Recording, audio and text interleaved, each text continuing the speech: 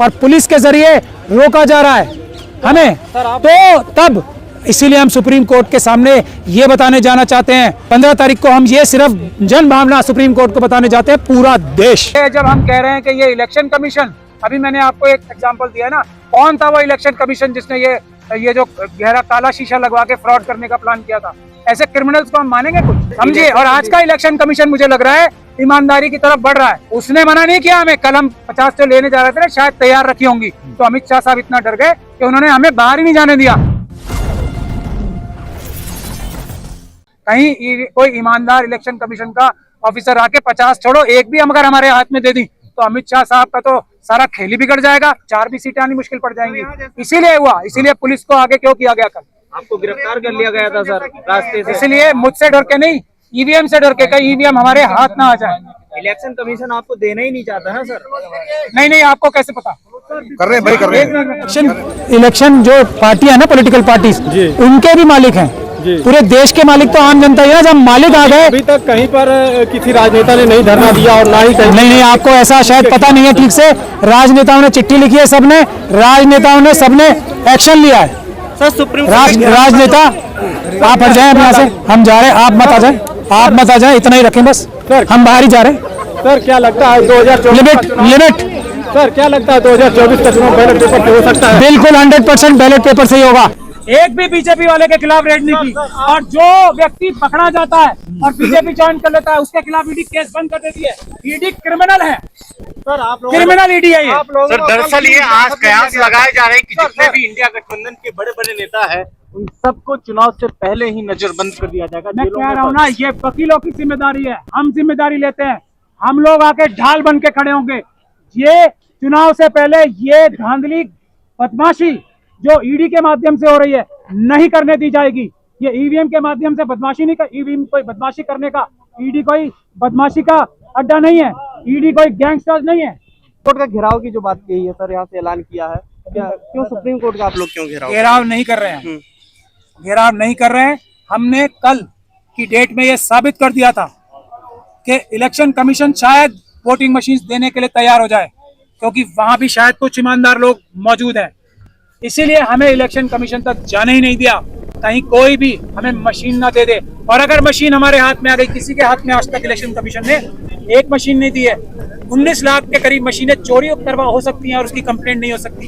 एक मशीन हमें नहीं दे सकते, किसी पॉलिटिकल पार्टी को एक मशीन नहीं। तो कल हमने ये साबित कर दिया था कि इतना बड़ा धोखा, इतना बड़ा घोटाला हो रहा है और पुलिस के जरिए रोका जा रहा है हमें, तो तब इसीलिए हम सुप्रीम कोर्ट के सामने ये बताने जाना चाहते हैं कि 15 तारीख को हम ये सिर्फ जन भावना सुप्रीम कोर्ट को बताने जाते हैं, पूरा देश। आप जो हमारे जितने बयान आ रहे हैं, जितने हमारे स्टेटमेंट्स आ रहे हैं, उसमें देख लीजिए। मैं आप सब लोगों से गुजारिश करता हूँ, आप जाके सब लोग कमेंट्स देख लें। उसमें 95% से ज्यादा लोग हमारे साथ खड़े हैं, ईवीएम के खिलाफ, पेपर बैलेट के समर्थन में खड़े हैं। ये 5% लोग वो हैं जो उनकी पेड टीम है, ये वो हैं जो उनके 2 रुपए वाले या 1 रुपए वाले, या हो सकता है क्योंकि पैसे ज्यादा खर्च करने का समय आ गया इलेक्शन से पहले, और महंगे पैसे देके जो उन्होंने अपनी टीम्स लगा रखी हैं मीडिया मैनेज करने के लिए, वो सिर्फ वो लोग हैं। अदरवाइज इस देश में सिर्फ वही पेपर बैलेट का विरोध करेगा जो धांधली करना चाहता है चुनाव में, जो चुनाव में धोखा करना चाहता है। सर बीजेपी कहती है कि जहां हम जीतते हैं वहाँ बोलते हैं विपक्षी की हम ईवीएम में चोरी की है, लेकिन जहाँ विपक्षी जीतती है वहाँ क्यों नहीं होती चोरी? हम लोग देश की जनता है ना, हम कह रहे हैं कि इलेक्शन जहां से भी होगा वो मैनेज्ड होगा। इलेक्शन ईवीएम के जरिए से, वीवीपैट के जरिए से, जहां से भी जो भी कराएगा, नहीं तो सर जो भी कराएगा, हर जगह चोरी हो सकती है। अगर वो हर 100% चोरी होगी ही। कोई बहुत फरिश्ता ही होगा जो इतना बड़ा लालच छोड़ देगा। अब सुनिए, मैं आपको बताता हूँ, हर एक पॉलिटिकल पार्टी में आरएसएस और बीजेपी के भी लोग हैं ना, एजेंट्स, बार बार छोड़ के भी जा रहे हैं बहुत सारे लोग। ये कोई मैं ऐसी बात तो नहीं कर रहा जो लॉजिकल नहीं है। तो वो उन लोगों को जिताते हैं जिनको वो कभी ना कभी अपने पास ले सकते हैं, दिखाने के लिए, और ईवीएम की विश्वसनीयता बढ़ाने के लिए जितवाते हैं। ये ईवीएम एक ऐसी चीज है, इसमें तो पूरे देश की 543 सीटें जीत सकते हैं। कहीं 100 वोटों से जीत जाएंगे, कहीं 50 से जीत जाएंगे, कभी 1 लाख से जीत जाएंगे। तब आप सवाल कर जाओ, आजमगढ़ में 10 एक मिनट, पहले मैं अपनी सवाल, मैं भाग नहीं रहा हूँ, कंप्लीट मैं मोदी जी की तरह नहीं हूँ जो आप लोगों को फेस नहीं करूंगा। मैं पहली बात ये बोलता हूँ, जर्नलिस्ट को मैं उसको मानता हूँ जो सामने खड़ा है व्यक्ति उससे सबसे कड़वा सवाल पूछे। वो जर्नलिस्ट नहीं है जो लिहाज करके सवाल पूछता है। तो मेरी बात सुन लें, मैं ये कह रहा हूँ कि कंट्रोल हाथ में है। किसी को जिताना है, किसी को हराना है, किसी को 1 वोट से जिताना है, किसी को 1 लाख वोट से जिताना है, या 5 लाख वोट से जिताना है। ये सब किसी एक आदमी के हाथ के कंट्रोल में आ जाता है। तो वो अब सरकारें किसकी बन रही हैं, सेंटर में किसकी सरकार बन रही है और किस तरीके से बन रही है, वो महत्वपूर्ण बात है।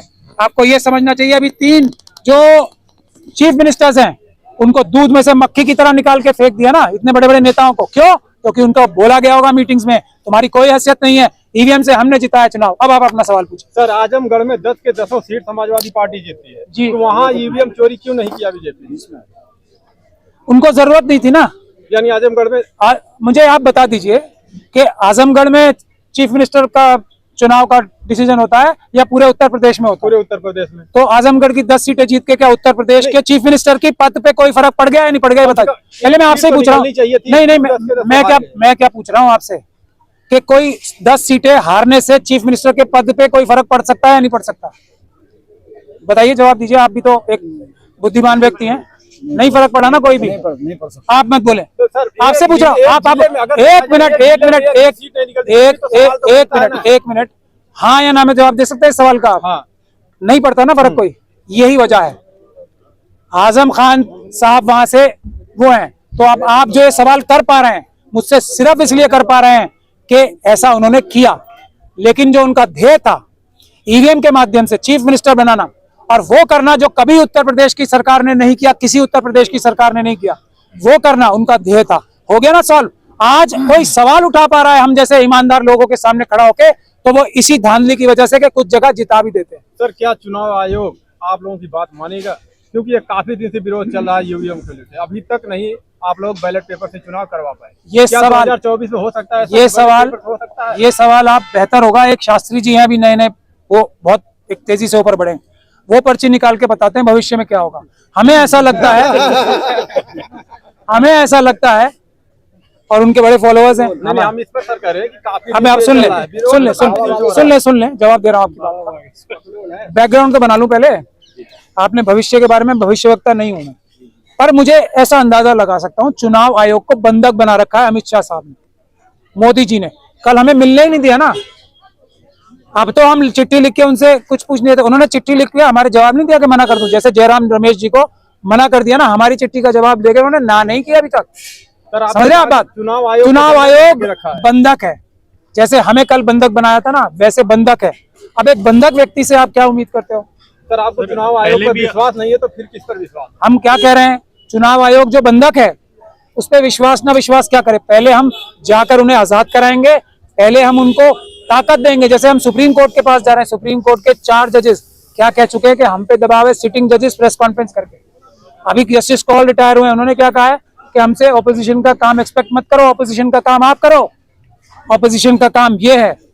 अब अगर हम सुप्रीम कोर्ट को ताकत देंगे, अगर हम इलेक्शन कमीशन को ताकत देंगे, उनको एक तरीके का जो बंदी बना के रखा हुआ है, केश पैरेट की टर्म सुप्रीम कोर्ट ने सीबीआई के लिए यूज की थी, आज शायद बहुत सारे केश पैरेट्स हैं, अगर उन्होंने उनके पिंजरे खोल दिए जनता की ताकत दिखा के, जनता आपके साथ खड़ी है, आपको कैसे भी बनाया हो किसी ने, किसी भी माध्यम से बनाया हो, कितने भी आपके संबंध रहे हो, आपको बनाया हो, लेकिन अब आप भारत के संविधान के तहत देश की जनता के साथ रह के ईमानदारी से काम करें। सर, चुनाव आयोग को बंधक मुक्त कराने के लिए अगला कदम आप लोगों का क्या होगा? आज आंदोलन का ऐलान किया है ना, पूरी देश की जनता सड़क पे आएगी, 90% देश की जनता सड़क पे आएगी, तब पता लग जाएगा कि ये कुछ मुट्ठी भर लोगों को पेपर बैलेट से क्या दुश्मनी है। पेपर बैलेट से नहीं जीतेंगे क्या मोदी जी? एक दिन पहले तो ट्रेनें रद्द की जाती हैं, कैसे आएंगे लोग यहाँ पे? पैदल चल के आएंगे। हम सब संविधानवादी हैं, अम्बेडकरवादी हैं, पैदल चल के आएंगे। तुम अपनी पूरी ताकत लगा लो, कितने गुंडे बिठा लो, कितने अपने भ्रष्ट अधिकारियों से हम पे गोली चलवा लो, हम पैदल चल के आएंगे और पूरे देश में सिर्फ और सिर्फ बैलेट पेपर से चुनाव कराएंगे। जो चोर हैं वो बैलेट पेपर के विरोध में हैं और जो ईमानदार देशभक्त हैं वो बैलेट पेपर के खिलाफ। पहले भी आपने ईवीएम की जो हैकिंग थी उसका खुलासा किया था और अभी भी कर रहे हैं, लेकिन सुप्रीम कोर्ट इसे संज्ञान क्यों नहीं ले रही है? अब ये आंदोलन खड़ा हुआ है, सुप्रीम कोर्ट भी शायद एक तरीके से जनता की तरफ टकटकी लगा के देख रही है कि क्या। देखिए जज लोया का भी एक बड़ा एग्जाम्पल देश और दुनिया के सामने है। तो ये सब काम किस लिए किए जाते हैं? एक टेरर का माहौल बनाने के लिए। आतंकवादी टेरर का माहौल बना के सब लोगों को दबाते हैं। टेरर करने से ज्यादा टेरर का माहौल बनाना खतरनाक होता है। वो टेरर का माहौल बना रखा है। ऑपोजिशन पार्टीज के लीडर्स के घर रोज रेड कराई जा रही है। भाई रुक जाओ, इलेक्शन तक तो रुक जाओ। भाग जाएगा कोई?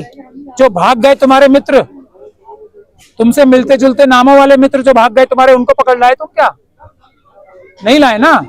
क्यों? क्योंकि उनसे तुम्हारा कुछ ना कुछ संबंध है। जो यहाँ पे बैठे हैं चोर, अभी